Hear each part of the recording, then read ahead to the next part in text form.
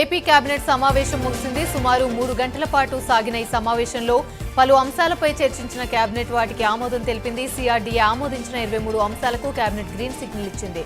Sports, tourism, AP maritime, AP textile, garment పాలసీలకు cabinet ఆమోదం తెలిపింది. మాజీ సీఎం జగన్ పై ఎక్స్ వేదికగా మంత్రి నాదెండ్ల మనోహర్ ఘాటు విమర్శలు చేశారు. గత పాలనలో ఈ సమయానికి సేకరించిన ధాన్యం 4.43 మెట్రిక్ టన్నులని, కూటమి ప్రభుత్వం సేకరించిన ధాన్యం 9.14 మెట్రిక్ టన్నులని మంత్రి నాదెండ్ల మనోహర్ అన్నారు. వాస్తవ లెక్కలు చూస్తే జగన్ నిర్వాకం తెలుస్తుందని విమర్శించారు.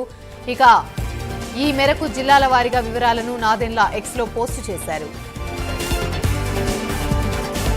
సీఎం చంద్రబాబు రైతులను పట్టించుకోవడం లేదంటూ మాజీ సీఎం జగన్ ట్వీట్ చేశారు. ప్రతి రైతుకు 20,000 రూపాయల చొప్పున ఇస్తామన్న పెట్టుబడి సాయం ఎందుకు ఇవ్వలేదని ప్రశ్నించారు. సూపర్ 6 హామీనే గాలికి వదిలేసిన ఈ ప్రభుత్వం ఇక రైతుల ఇతర సమస్యలను ఎందుకు పట్టించుకుంటుందని విమర్శించారు. లాభసాటిగా సాగు ఎలా చేయాలి, రైతులకు సలహాలిచ్చే నిపుణులు లేరని, ఆర్బీకేలను నీరుగారిపోయాయని ఎక్స్ వేదికగా మాజీ సీఎం జగన్ ఆరోపించారు.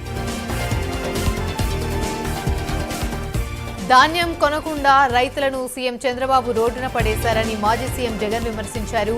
పంటలకు మద్దతు ధర ఏదని ప్రశ్నించారు. రోడ్లపైన ధాన్యం ఉండిపోయిందని, కొనేవారేరి అంటూ జగన్ ట్వీట్ చేశారు. రైతులు పండించిన పంటకు మద్దతు ధర కల్పించాలన్న కనీస ధ్యాస కూడా కూటమి ప్రభుత్వానికి లేకుండా పోయిందని ఆగ్రహాన్ని వ్యక్తం చేశారు. వరదలు, వర్షాలు, వర్షాభావ పరిస్థితుల వల్ల తీవ్రంగా నష్టపోయిన రైతులకు పూర్తి స్థాయిలో సాయం అందించిన పాపాన పోలేదని ఎక్స్ వేదికగా మాజీ సీఎం జగన్ ఆరోపించారు. ఏపీ మాజీ సీఎం జగన్ దివ్యాంగులందరికీ ప్రపంచ దివ్యాంగ దినోత్సవ శుభాకాంక్షలు తెలిపారు. వైకల్యం అనేది శరీరానికే కానీ సంకల్పానికి కాదని ట్వీట్ చేశారు. ఆత్మస్థైర్యంతో తాము ఎవరికీ తీసిపోని దివ్యాంగులుగా నిరూపిస్తూ అన్ని రంగాల్లో ముందుకు పోతున్నారని ఎక్స్ వేదికగా జగన్ తెలిపారు. కాకినాడ జిల్లా ప్రతిపాడు నియోజకవర్గం వైసీపీ ఇన్ఛార్జిగా ముద్రగడ గిరిబాబుకు నియమించారు. వైసీపీ అధ్యక్షుడు మాజీ సీఎం జగన్ ఆదేశాల మేరకు గిరిబాబును నియమించారు. ఈ సందర్భంగా వైసీపీ కేంద్ర కార్యాలయం నుండి ఒక లేఖను విడుదల చేశారు. వైసీపీ నేత ముద్రగడ పద్మనాభం తనయుడు గిరిబాబు.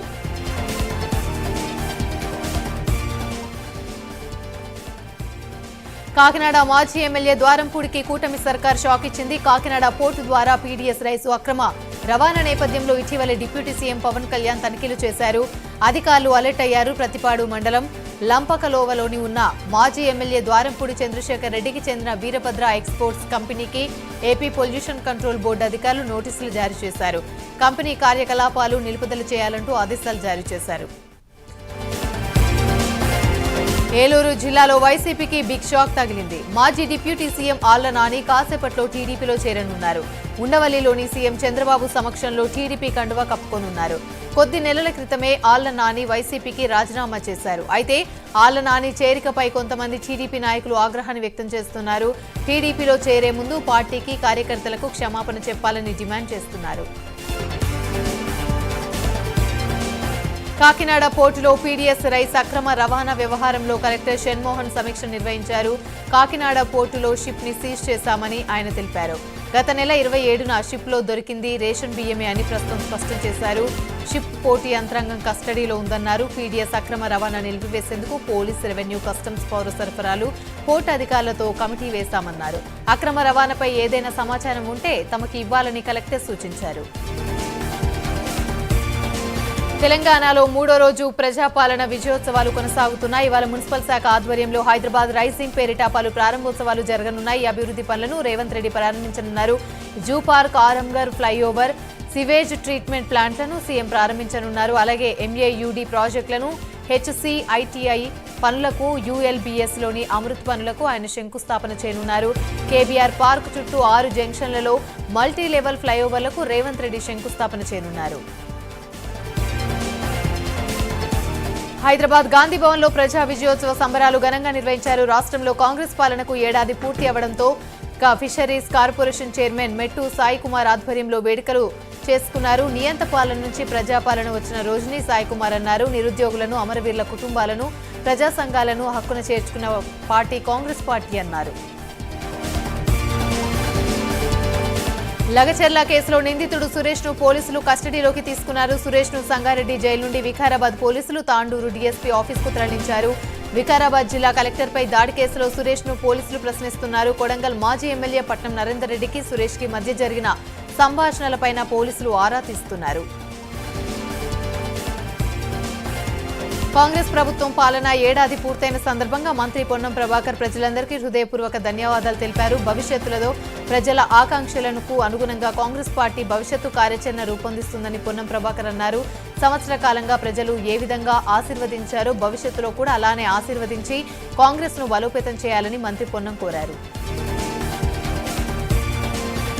ఎన్నికల్లో ఇచ్చిన హామీల్లో భాగంగా పెద్దపల్లి జిల్లా కేంద్రంలోని బస్ డిపో ప్రారంభించనున్నామని మంత్రి శ్రీధర్ బాబు అన్నారు. జిల్లాలోని కొత్తగా 4 పోలీస్ స్టేషన్లకు శంకుస్థాపన చేయనున్నామని తెలిపారు. సాగునీటి కోసం ప్రతిపాక రిజర్వాయర్ను 2,950 కోట్ల రూపాయల నిధులతో నిర్మించామని తెలిపారు.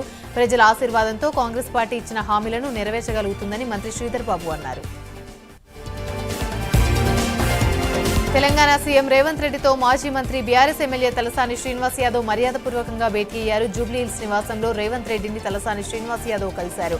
ఈ సందర్భంగా తన సోదరుడి కూతురు వివాహానికి రావాలని ఆహ్వానించారు. బీఆర్ఎస్ కీలక నేత మాజీ మంత్రి హరీష్ రావుపై హైదరాబాద్లోని పంజాగుట్ట పోలీసులు కేసు నమోదు చేశారు. హరీష్ రావు మాజీ డీసీపీ రాధాకిషన్ రావుపై సిద్దిపేటకి చెందిన కాంగ్రెస్ నేత చక్రాధర్ గౌడ్ ఫిర్యాదు చేశారు. తన ఫోన్ ని ట్యాపింగ్ చేసి అక్రమ కేసులు పెట్టి వేధించారని చక్రాధర్ గౌడ్ ఫిర్యాదులో పేర్కొన్నారు. దీంతో హరీష్ రావు రాధాకిషన్ రావుపై పలు సెక్షన్ల కింద కేసు నమోదు చేశారు. హైదరాబాద్ కూకట్పల్లిలోని బస్తీ దవాఖానాను ఎమ్మెల్యే మాధవరం కృష్ణారావు ఆకస్మికంగా తనిఖీ చేశారు. ఆసుపత్రి రోగులకు కనీస వసతులు కూడా లేవని మాధవరం అన్నారు. బీపీ షుగర్ మందులు లేక ప్రజలు అవస్థలు పడుతున్నారని తెలిపారు. ఇక దవాఖానాలకు సుస్థి చేసిందని ఎమ్మెల్యే కృష్ణారావు అన్నారు. వేములవాడలోని బోయినపల్లి సాంఘిక సంక్షేమ గురుకుల పాఠశాలను మాజీ ఎమ్మెల్యే సుంకే రవిశంకర్ పరిశీలించారు. ముందు పాఠశాల లోపలికి వెళ్లేందుకు పోలీసులు అధికారులు అభ్యంతరాన్ని వ్యక్తం చేశారు. అనంతరం మాజీ ఎమ్మెల్యే రవిశంకర్ విద్యార్థి విభాగం నాయకుడు శ్రీకాంత్ గౌడ్ను అధికారులు అనుమతించారు. రంగారెడ్డి జిల్లా బడంగ్పేట్ కార్పొరేషన్లోని హైడ్రా పంజా విసిరింది. అధికారుల అలసత్వంతో బడంగ్పేట్ కార్పొరేషన్లో భూ కబ్జాలు పెరిగిపోతూ ఉన్నాయి. మున్సిపల్ పార్క్ స్థలం బోర్డును తొలగించి కొందరు అక్రమంగా కంటైనర్ను ఏర్పాటు చేశారు. కాలనీ వాసుల ఫిర్యాదు మేరకు అక్రమంగా ఏర్పాటు చేసిన కంటైనర్ను తొలగించి మున్సిపల్ అధికారులకు పార్క్ స్థలాన్ని అప్పజెప్పారు. జగిత్యాల జిల్లాలోని కొండగట్టు ఆంజనేయ స్వామి వారిని సినీ నటుడు కొణిదెల వరుణ్ తేజ్ దర్శించుకున్నారు. దర్శనం అనంతరం వరుణ్ తేజ్ కి ఈవో రామకృష్ణారావు శేష వస్త్రాలతో సత్కరించి లడ్డూ ప్రసాదం అందజేశారు. వరుణ్ తేజ్ ని చూసేందుకు ఆలయానికి వచ్చిన భక్తులు ఆసక్తి కనబర్చారు. భారత్ పాకిస్తాన్ మధ్య జరిగిన యుద్ధంలో విజయానికి ప్రతీకగా ప్రతి ఏడాది డిసెంబర్ 4న నేవీ డే జరుపుకుంటున్నారు. ఈ నేపథ్యంలో విశాఖపట్నంలోని తూర్పు నౌకదళ ప్రధాన కార్యాలయంలో ఈ కార్యక్రమం నిర్వహించనున్నారు. అదేవిధంగా ఒడిశా రాష్ట్రం పూరిలోని నేవీ డే ఉత్సవాలు నిర్వహిస్తున్నారు. విశాఖలో జరగాల్సిన వేడుకలు జనవరి 4వ తేదీన వాయిదా పడ్డాయని ENC chief vice admiral Rajesh Pendarkar తెలిపారు. తెలంగాణలో గత 2 రోజులుగా ప్రజాపాలన విజయోత్సవాలు జరుగుతున్నాయి. ఈ సందర్భంగా రంగారెడ్డి షాద్నగర్లో MLA Veerlapalli Shankar 2K run ర్యాలీని ప్రారంభించారు. శ్రీకాంతాచారి వర్ధంతి సందర్భంగా ఎమ్మెల్యే తన క్యాంపు కార్యాలయంలో చిత్రపటానికి పూలమాలలు వేసి నివాళులర్పించారు. తెలంగాణలో కాంగ్రెస్ ప్రభుత్వం ఏర్పడిన తర్వాత అన్ని వర్గాల ప్రజలు సంతోషంగా ఉన్నారని తెలిపారు. తిరుపతి జిల్లా ఎస్వీ యూనివర్సిటీలోని అన్యమత ప్రచారం ఆలస్యంగా వెలుగులోకి వచ్చింది. ఇంజనీరింగ్ కళాశాలలో EEE బొందించే విధంగా అధ్యాపకుడు అన్యమత ప్రచారం చేస్తున్నట్లుగా ఆధారాలు బయటపడ్డాయి. ప్రొఫెసర్ చెంగయ్య ఛాంబర్లో దళ్ ప్రతినిధులు అధ్యాపకుడిని నిలదీశారు. అన్యమత పుస్తకాలను దళ్ ప్రతినిధులు స్వాధీనం చేసుకున్నారు. ప్రొఫెసర్ కళాశాల బయటకు రావాలంటే దళ్ ప్రతినిధులు వాగ్వాదానికి దిగారు. ఇక పోలీసులు బజరంగ్ దళ్ ప్రతినిధులను బయటకు పంపారు. వరంగల్ జిల్లా వర్ధనపేట మండలం ఇల్లందులో మానవత్వం మంటగలిసింది. 3 కొడుకులున్నా తనను పట్టించుకోవడం లేదని 80 ఏళ్ల వృద్ధురాలు దోమకొండ రాజమ్మ ఆవేదన వ్యక్తం చేశారు. గ్రామ పంచాయతీ ముందు కట్టుబట్టలతో బైఠాయించి ధర్నా చేసింది. మైబాద్ జిల్లాలోని రైల్వే స్టేషన్ శివార్లో గూడ్స్ రైలు నిలిచిపోయింది. బి క్యాబిన్ వద్ద కంప్లింగ్ ఉండిపోవడంతో 3 బోగీలు విడిపోయి గూడ్స్ రైలు ఆగిపోయింది. దీంతో పలు రైళ్లు ఆలస్యమయ్యాయి. సమాచారం అందుకున్న రైల్వే సిబ్బంది గూడ్స్ రైలు వద్దకు చేరుకుని మరమ్మతులు చేస్తున్నారు. రంగారెడ్డి జిల్లా చేవెళ్ల పోలీస్ స్టేషన్ వద్ద అఖిలపక్షం ఆధ్వర్యంలో స్థానికులు ధర్నాకు దిగారు. నిన్న ఆలూరు గేటు వద్ద జరిగిన రోడ్డు ప్రమాదంలో 6 కూరగాయల వ్యాపారులు చనిపోయారు. దీనికి నిరసనగా అఖిలపక్ష నేతలు ధర్నా చేస్తున్నారు. ఇక బీజాపూర్ హైవేపై జరుగుతున్న వరుస రోడ్డు ప్రమాదాలపై అఖిలపక్ష నేతలు ఆందోళన వ్యక్తం చేస్తున్నారు. ఇక ఈ ధర్నాతో భారీగా ట్రాఫిక్ జామ్ ఏర్పడింది. హైవేపై రోడ్డు ప్రమాదాలు జరగకుండా అధికారులు చర్యలు తీసుకోవాలని డిమాండ్ చేస్తున్నారు.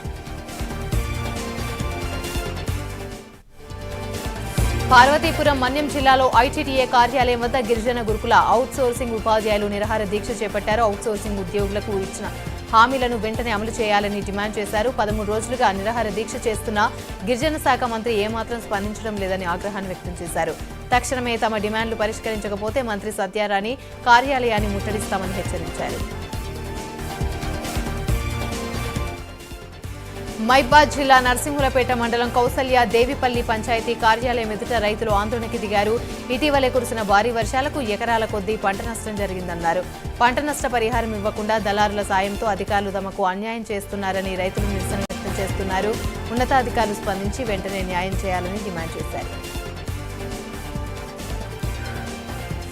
విశాఖ కోరమండల్ ఇంటర్నేషనల్ లిమిటెడ్ సంస్థ వద్ద ఉద్రిక్త వాతావరణం నెలకొంది. మొన్న కోరమండల్ సంస్థ నీటి సంపులో పడి కారు డ్రైవర్ రమణ మరణించాడు. అయితే రమణ మృతిని గోప్యంగా ఉంచేందుకు కోరమండల్ సంస్థ ప్రయత్నం చేసిందంటూ కోరమండల్ సంస్థ ఎదుట కార్మికులు ఆందోళనకి దిగారు. కుటుంబానికి న్యాయం చేయాలని డిమాండ్ చేశారు.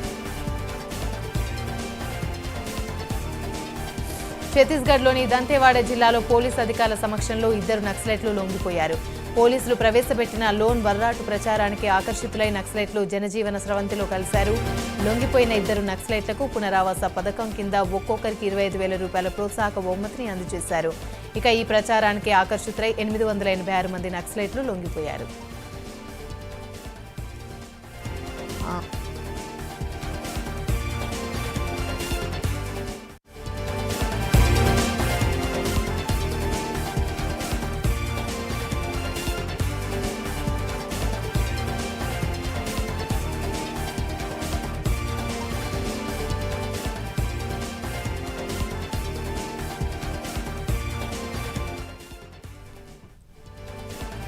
ఉమ్మడి నెల్లూరు జిల్లా చిట్టమూరు మండలం తాగేడు గ్రామంలో విషాదం చోటు చేసుకుంది. 2 యువకులు ప్రమాదవశాత్తు వరద నీటిలో కొట్టుకుపోయారు. మధు షారుఖ్ ద్విచక్ర వాహనంపై రహదారిపై ప్రవహిస్తున్న వరద నీటిలో నుండి వెళ్లేందుకు ప్రయత్నించారు.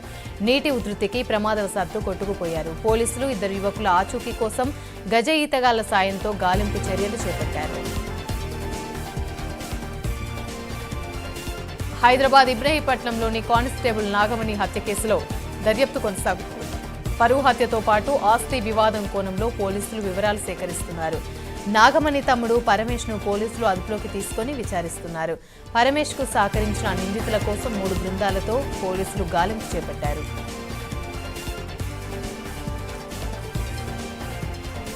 కడప జిల్లా లింగాల మండలంలోని తాతిరెడ్డిపల్లిలోని పులి సంచారం కలకలం రేపింది. 2 పిల్లలతో కలిసి పులి పొలాల్లో తిరుగుతోంది. స్థానికంగా ఉన్న గొర్రెల కాపరులు పులి పిల్లల వీడియోలను చిత్రీకరించారు. ఈ దృశ్యాలను వీక్షించిన ఎంఆర్ఓ ఈశ్వరయ్య తాతిరెడ్డిపల్లి గ్రామ ప్రజలను అప్రమత్తంగా ఉండాలని సూచించారు. గాజువాకలోని షీలానగర్ వెంకటేశ్వర కాలనీలోని ప్రేమికులు ఆత్మహత్య చేసుకున్నారు. ఎస్ఎల్ బీనాయక్ క్లేవ్ అపార్ట్మెంట్ పై నుండి ప్రేమికులు కిందకు దూకి ఆత్మహత్య చేసుకున్నారు. మృతులు అమలాపురానికి చెందిన పిల్లి దుర్గారావు, సాయి సుష్మితగా పోలీసులు నిర్ధారించారు. మృతుడు దుర్గారావు క్యాటరింగ్ నడుపుతుండగా మృతురాలు సాయి సుష్మిత ఓ ప్రైవేట్ కంపెనీలో సాఫ్ట్వేర్ ఉద్యోగ పనిచేస్తున్నట్లు స్థానికులు తెలిపారు. ఈ ఘటనపై కేసు నమోదు చేసి దర్యాప్తు చేస్తున్నారు. భూపాలపల్లి జిల్లా వెంకటేశ్వరపల్లిలోని విషాద వాతావరణం చోటు చేసుకుంది. నిన్న ముళ్లకట్ట సమీపంలోని హరిత రిసార్ట్స్ లో రివాల్వర్తో కాల్చుకొని చనిపోయారు వాజేడు ఎస్ఐ హరీష్. రాత్రి ములుగు ఏరియా ఆసుపత్రిలో ఎస్ఐ హరీష్ మృతదేహానికి పోస్టుమార్టం పూర్తయింది. వాళ్ళ అంత్యక్రియలు నిర్వహించారు. మేడ్చల్ జిల్లా పోచారంలోని నారాయణ కళాశాలలో దారుణం చోటు చేసుకుంది. లెక్చరర్ల ఒత్తిడి తట్టుకోలేక ఎంపీసీ మొదటి సంవత్సరం చదువుతున్న విద్యార్థి బానావత్ తనీష్ నాయక్ ఆత్మహత్యకు పాల్పడ్డాడు. కాలేజీ వద్ద విద్యార్థి బంధువులు, విద్యార్థి సంఘాలు తీవ్ర ఆందోళన చేపట్టాయి. ఇక ప్రజా సంఘాలు ధర్నాలు చేస్తున్నారు. ముందస్తు జాగ్రత్తగా పోలీసులు భారీగా మోహరించారు. యాజమాన్యం 3 రోజుల పాటు విద్యార్థులకు సెలవులను ప్రకటించింది. ప్రకాశం జిల్లా బురుజుపల్లె గ్రామంలో విషాదం చోటు చేసుకుంది. మంచంపై నిద్రిస్తున్న మనోజ్ అనే బాలుణ్ణి పాము కాటు వేసింది. దీంతో గమనించిన తల్లి మనోజ్ని గిద్దలూరు ప్రభుత్వ ఆసుపత్రికి వెళ్లగా చికిత్స పొందుతూ మృతి చెందారు. అయితే కొద్ది సంవత్సరాల క్రితమే భర్తను కోల్పోయిన మహిళ ఇప్పుడు కుమారుణ్ణి కూడా కోల్పోయింది. ఘటనపై పోలీసులు కేసు నమోదు చేసి దర్యాప్తు చేస్తున్నారు. హైదరాబాద్లోని ఎల్బీ నగర్లో దారుణం హత్య చోటు చేసుకుంది. హయత్ నగర్లో నివాసం ఉంటున్న వ్యాపారవేత్త కాశీరావు హత్యకు గురయ్యారు. గుర్తు తెలియని వ్యక్తులు కాశీరావు గొంతు కోసి హత్య చేశారు.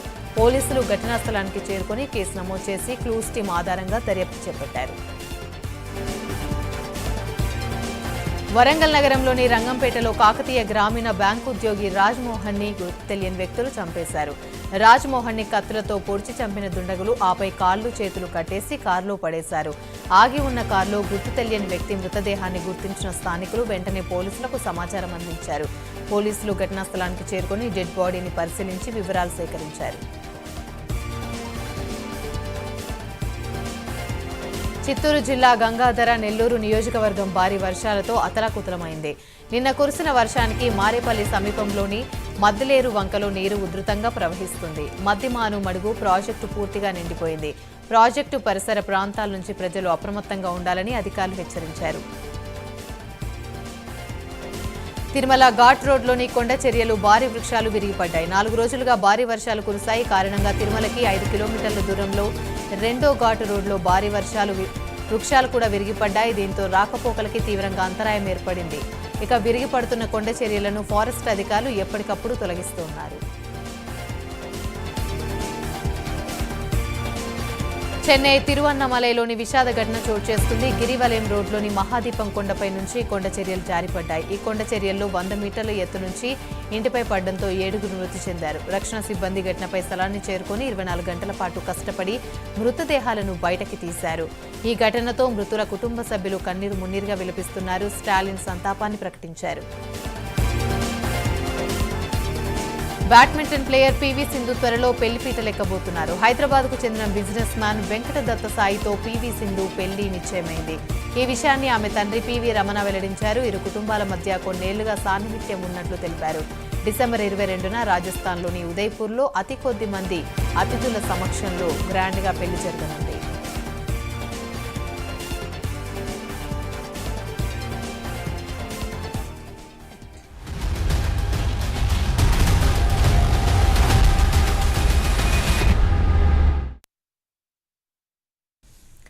PSLV C-59 రాకెట్ ప్రయోగానికి కౌంట్డౌన్ మొదలైంది.